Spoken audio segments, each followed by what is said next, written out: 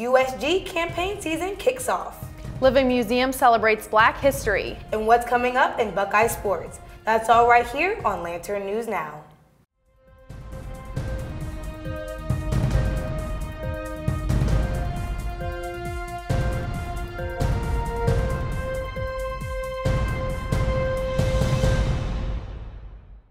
Thank you for joining us. I'm Elizabeth Suarez. And I'm Jamela Muhammad. You're watching Lantern News Now.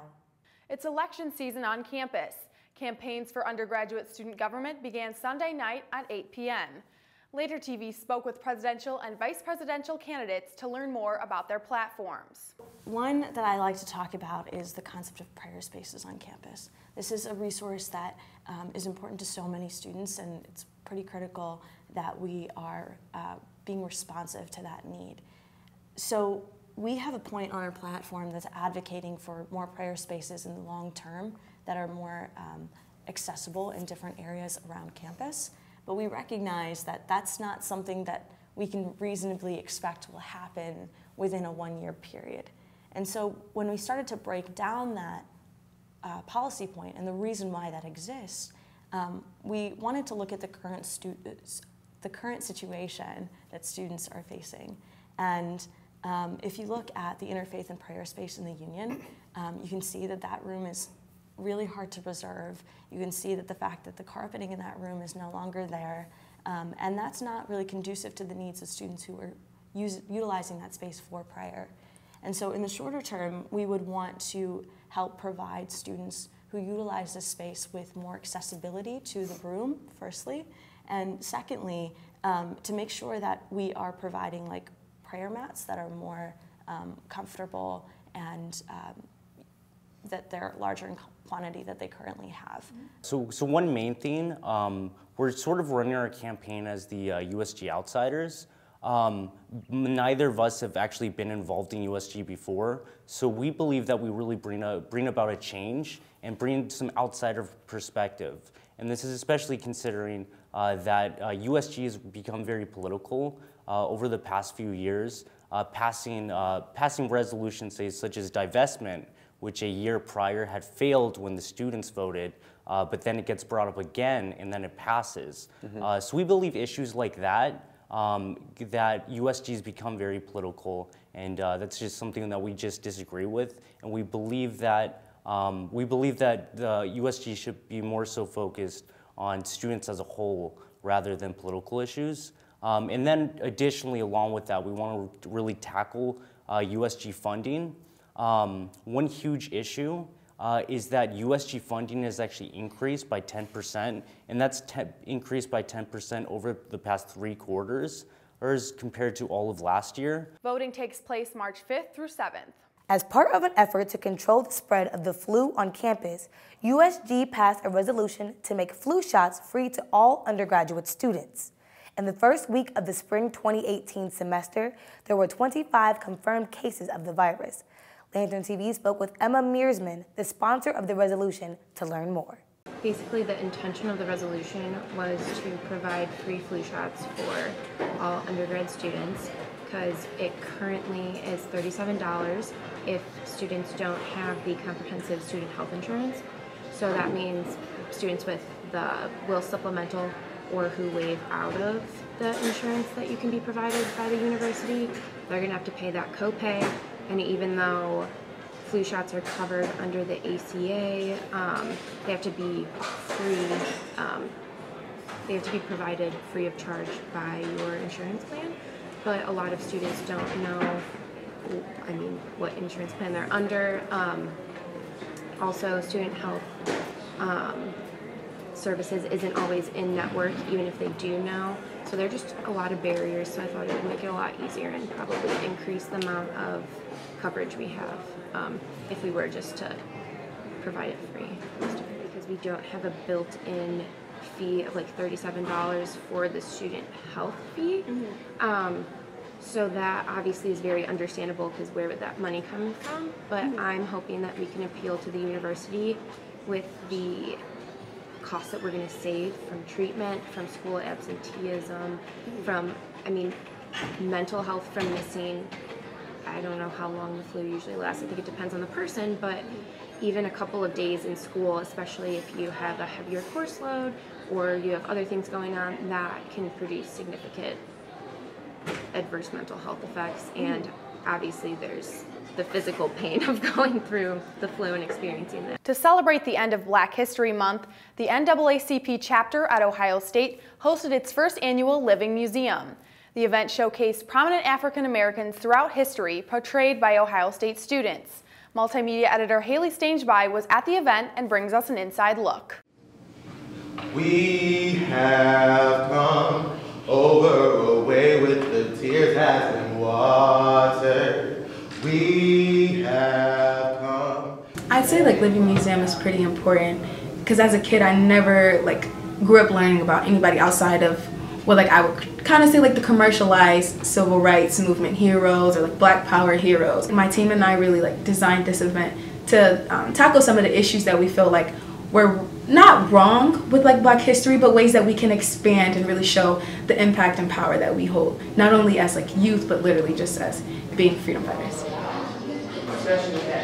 It's literally going to be a living museum. There's going to be history before your eyes. And one of the things that we really want to focus on is Black history isn't past, it's present, it's still being made. And that's why we wanted to incorporate the students. So it's going to include live performances from students that are showcasing the legacies that we feel have been left for us and that need to be touched on. Because oftentimes, even within Black history classes, you're not taught everything. There's not a space that's designated outside of those that really gives us the opportunity to explore and be empowered by our legacy. So Living Museum is going to be a space for that exact empowerment, showcasing those legacies. Like I said, with performances, there will be speeches, there's a guest speaker coming from the State House, so it'll be history, but in front of your eyes. So 16th Street Baptist Church, Birmingham, Alabama.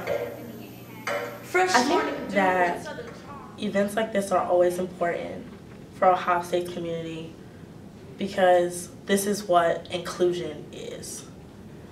Inclusion takes diversity to the next step of not just saying, oh, all of this knowledge is here, but if the knowledge isn't on display to educate those who might not know, everybody won't be included in the story. And you make me feel bad. You make me feel right.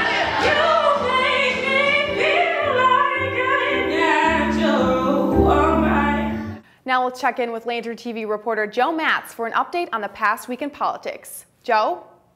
Thanks, Elizabeth. Monday, the state of Ohio announced a lawsuit against 4 drug distributors, including Cardinal Health, Ohio's largest distributor by revenue.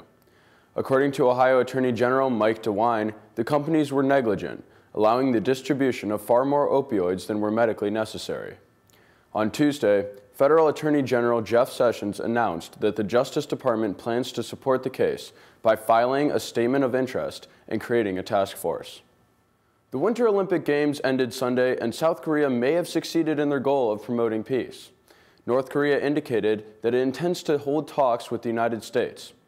The White House is waiting to see how serious these intentions are, but stresses that it will continue its maximum pressure campaign. On Friday, new sanctions were introduced meant to target North Korea's illegal trading partners. After the Florida high school shooting, there have been responses from across the nation. School walkouts, protests, and meetings with politicians have emphasized the need for change and reform. President Trump and the NRA have endorsed legislation that would arm educators. Florida State Legislature has advanced a bill that will allow teachers with proper training to be armed and increases the purchasing age from 18 to 21. Now, let's check in with the sports desk.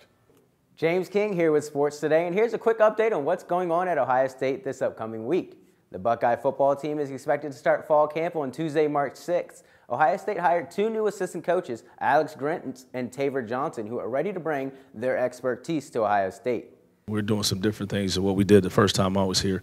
And actually, again, that's why we're kind of going through some tapes, trying to figure out within the scheme that we have now, how can we enhance that? So it's good. This week, the men and women will be taking part in the Big Ten tournament. The women are the overall #1 seed and are scheduled to play on Friday at noon against either Purdue or Rutgers. The #2 men's team will be squaring off with the winner of Penn State or Northwestern on Friday at 6:30 p.m. Now here's your schedule for sports happening around campus this week.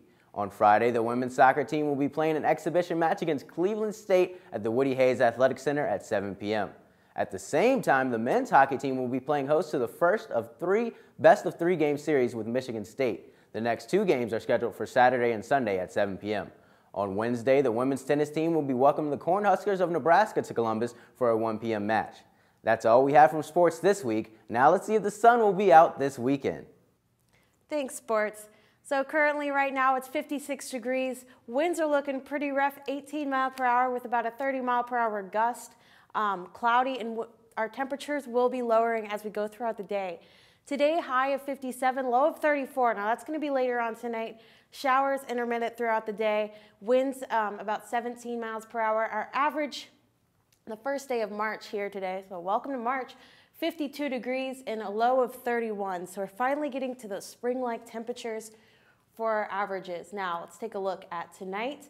Low of 34, so we're going back down into the 30s. Pretty windy. Our winds are going to be in the teens and gusts into the 30s. And showers, 20% chance, so we're lightening up as we go throughout the night. Plan ahead for tomorrow, we've got winds continuing on throughout the day, but windy start to your day. 34 wind chills are going to be way down into the 20s and 30s throughout the day. We go on into noon, 38 degrees, partly sunny, and then if we go into 5 p.m. again, it's still in the 30s, but with that wind, it's going to be quite chilly, so you're going to want to grab that jacket because, you know, those warm weather, the warm temps we've been seeing are disappearing. So we've got some more seasonable weather, nothing like last Tuesday, the Tuesday before that when it was pretty warm. We've got a clear weekend, but a cool weekend, and a sunny Monday. So this clear, cool weekend forecast. Friday, we've got a high of 40, partly sunny, and like I said, windy. Saturday, high of 44, but pretty sunny, pretty beautiful. But the low, look at that, 27. Ugh, I thought we were saying goodbye to those temperatures, but, you know, it is still technically winter until, what, the 21st. And then we go on to Sunday, high of 49 and sunny. And we're just going to be seeing those seasonable temperatures as we go throughout the week. Thanks, guys. That's all we have for you this week on Lantern News Now. Be sure to like us on Facebook and follow us on Instagram and Twitter. Also check out the Lantern on Snapchat. Thanks for watching and be sure to subscribe.